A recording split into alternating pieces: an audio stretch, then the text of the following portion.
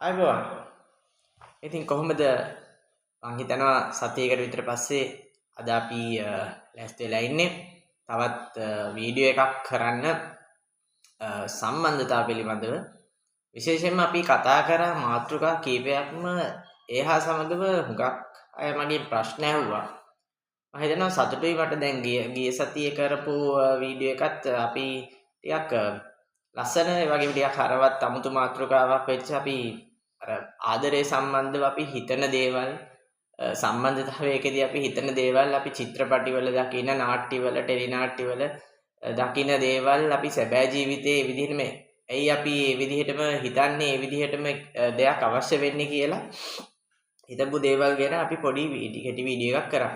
ඉතින් ඊට පස්සේ මම කිව්වා අපි ඉදිරියේදී කතා කරනවා අපි සම්බන්ධතාව හරියටම පවත්වාගෙන යන්න පටන් ගන්නෙ කොහොමද කියන එක. හරි. දැන් ගිය වර කතා සහ ඊට කලින් අපි කතා කරපු හැම මාතෘකාවකම වගේ මට ඔයගලන්ට කියන්න උත්සාහ කරන්න අවශ්‍ය වුණේ කොහොමද අපි සම්බන්ධතාවයකට කලින් අපි යම්කිසි විදිහකට සකස් වෙන්න ඕන විදිහ කොහොමද කියන එක ගැන. ඉතින් විශේෂයෙන්ම මේක මට වුණ අත්දැකීම් හරහා සහ මම දැන් කාලයක් තිස්සේ මා පිළිබඳව self reflection එකක් එහෙම නැත්නම් ස්වයං ආවර්ජනයක් කරන නිසා මට එන අත්දැකීම් සිතුවිලි සහ මං හිතන දේවල් හරහා තමයි ඔයගලන්ට මම මේ දේවල් කියලා දෙන්නේ. ඉතින් මං හිතනවා කෙනෙක් පුද්ගලයෙක් ක්‍රමක්‍රමයෙන් ආධ්‍යාත්මික මාර්ගයත් එක්ක තමන්ගේ පුද්ගල සංවර්ධනය කරගෙන යද්දී ඒගොල්ලන්ට එන ගැටලු වලට ඇත්තටම උත්තර හම්බෙන්නේ කාලය විසින්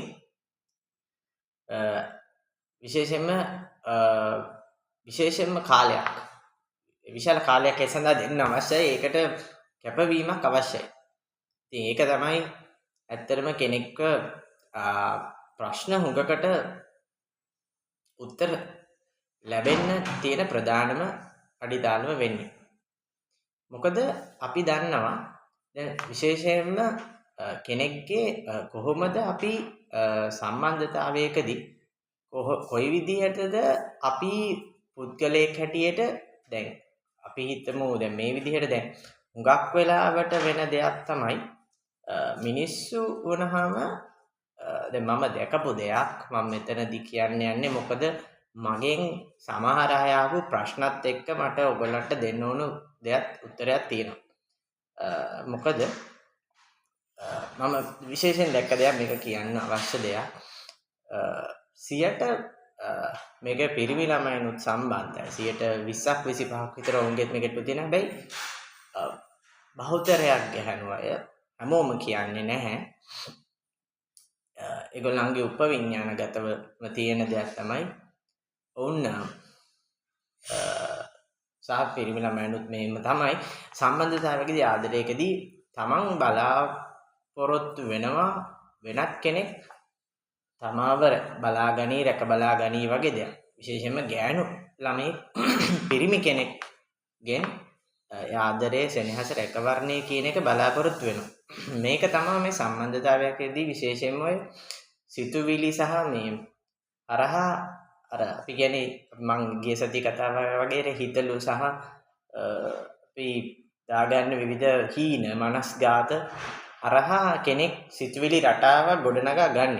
මෙන්න මේ විදිහට තමයි මම ජීවත් වෙන්නේ මේ විදිහට තමයි මම බාකසස් බඳින්නේ මම බැන්නෑන් පස්සේ මෙහෙම වෙනවා මෙහෙම වෙලා මම මෙහෙම මේ විදිහට ජීවත් වෙනවා විවිධාකාර විදිහට. මොකද දැන් අපි එදම සමහරලාට ගෑන් ළමෙක්ගේ හිතේ හීනයක් තියෙනවා මම කසාද බඳින්නේ මෙන්න මේ වගේ විදිහකට මේ විදිහට තමයි මම සාරි අඳින්නේ මම මේ බොකේ සදන්නේ මෙහෙමයි මේ තැන තමයි ගන්න මේ හොටෙල් එක ගන්න මෙච්චර වියදමක් කරනවා අච්චර වියදමක් කරනවා මේ වගේ විවිධාකාර දේවල් ඕන් විසින් උපකල්පනය කරන ලබනවා.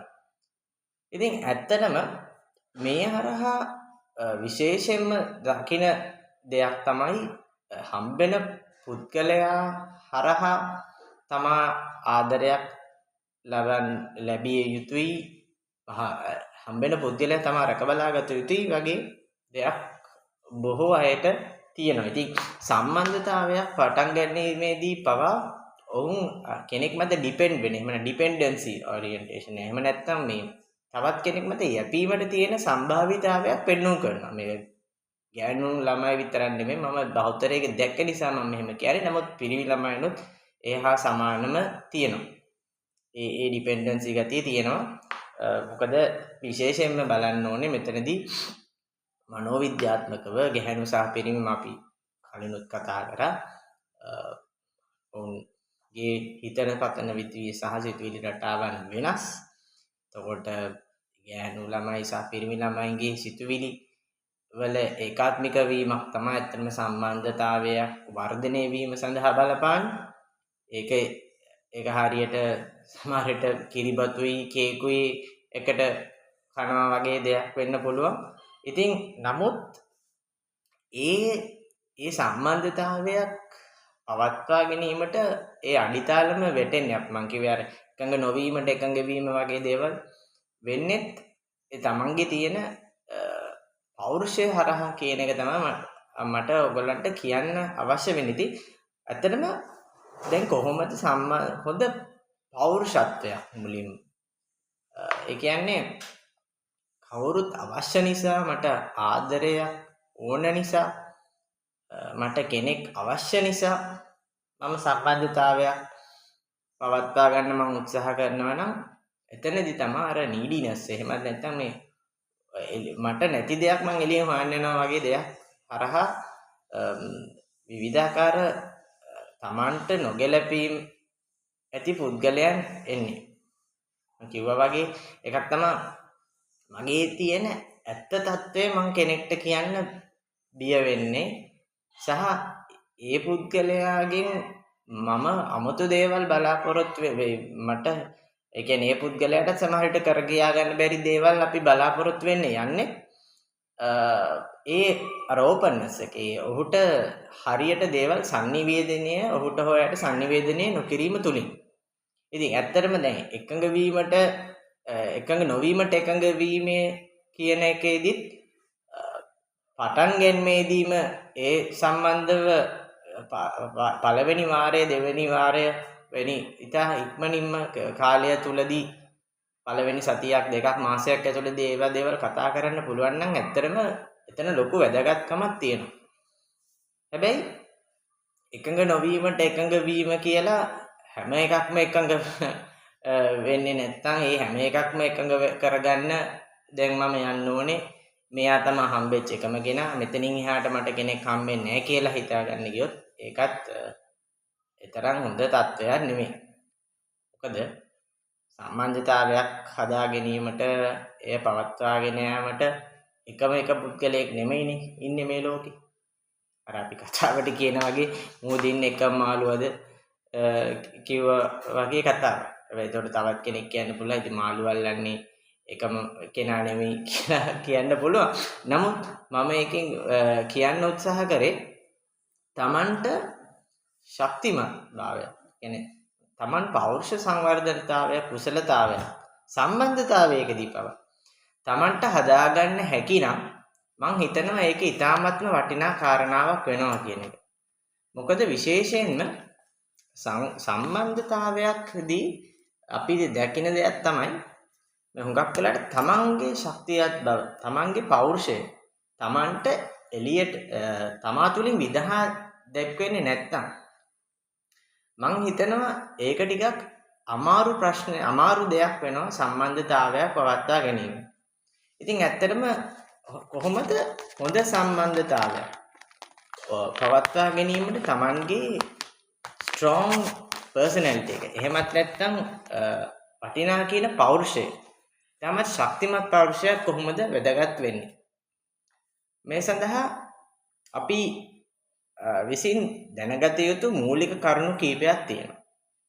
දැන් ඇත්තටම ගත්තොත් එහෙම දැන් මෙතනදී අපිට සාකච්ඡා කරන්න කරුණු ප්‍රමාණයක් තියෙනවා.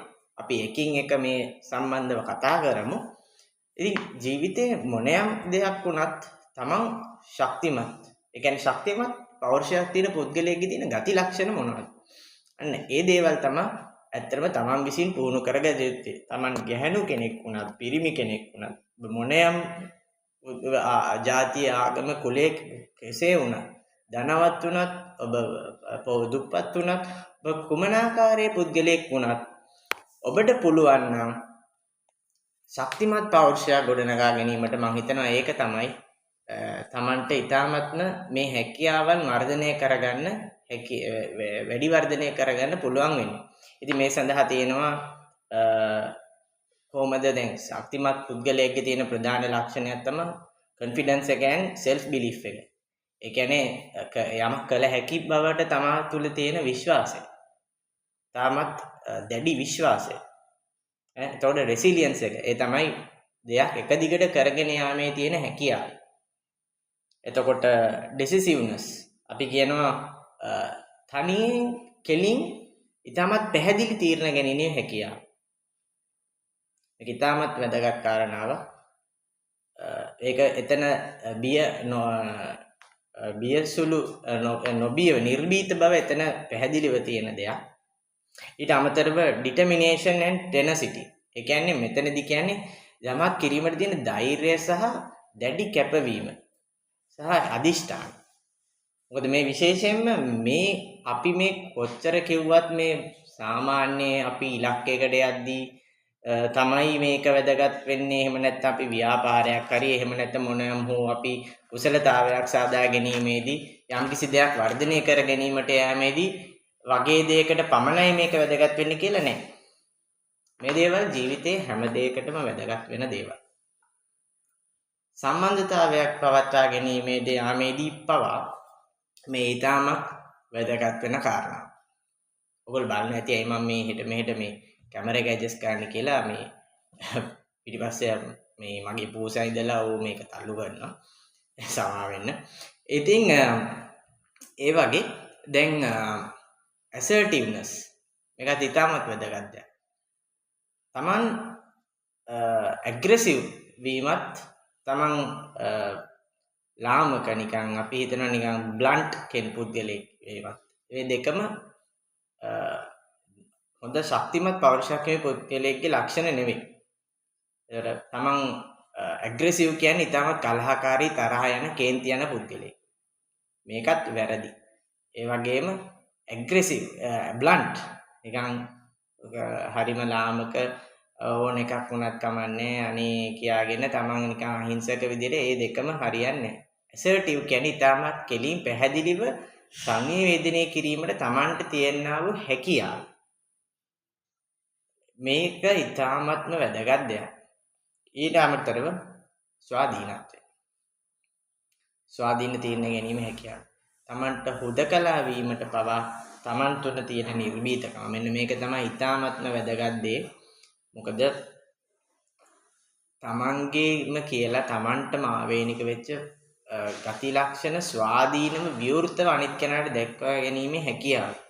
අනිත් පුද්ගලයා තමා පිළිබඳව කිසි මොන දෙයක් හිතුවක් තමා මේ පුද්ගලයා කියලා තමන්ට ස්වාධීනව හිට ගන්න පුළුවන් නම් තමන්ට කොන්ද කෙලින් තියාගෙන ඉන්නවා කියලා අපි කියන්නේ. අනේ හැකියාව තමන්ට තියෙනවා නම් ඒක ඊටමත් විශාල දෙයක්.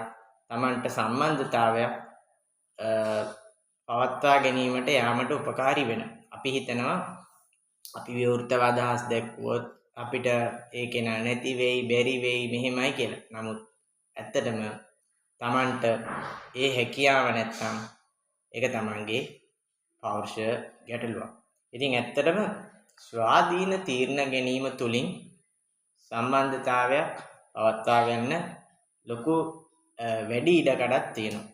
මොකද විශේෂයෙන්ම සම්බන්ධතාවයකදී අපි කියනවා දැන් ස්වාධීනව Tamanට හුදකලා වීමට බියක් තියෙනවා නම් කාට හරි මම හිතනවා මේ බිය ඉස්සෙල්ලාම Taman විසින් අත්හැරිය යුතුයි. මොකද ඒක තමයි ඒ බිය කියන දේ තමයි දකින්න අවශ්‍ය. ඒ සඳහා තමයි මම කිව්වේ භාවනා ක්‍රම, යෝගාභ්‍යාස, ජර්නලින් ලිවීම.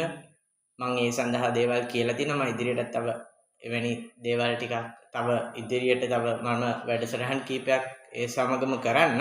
ඉතින් අපි මේ කතා කරපු දේවල් ටිකෙන් එකින් එක කොහොමද මේ පුද්ගල සංවර්ධනයත් සමග සම්බන්ධතාවයක් අපි පවත්වාගෙන යාම සඳහා ක්‍රමානුකූලව කොහොමද අපි ප්‍රැක්ටිකලි මේ දේවල් ප්‍රායෝගික ජීවිතයේ කොහොමද අපි කරන්නේ කියන එක අපි ඉදිරි සතිවලදී කතා කරමු. ඉතින් එහෙනම් හැමෝටම හොඳ ලස්සන කාලයක් ලැබේවා කියලා මම ප්‍රාර්ථනා කරන ඉදිරියට එන නිවාඩු දවසුත් හොඳින් ගත කරන්න අවස්ථාව වාසනාව උදා වෙන්න කියලා ප්‍රාර්ථනා කරමි. අදට මම සමුගන්නවා. එහෙනම් හැමෝටම සුබ දවසක්. අයබෝවන්.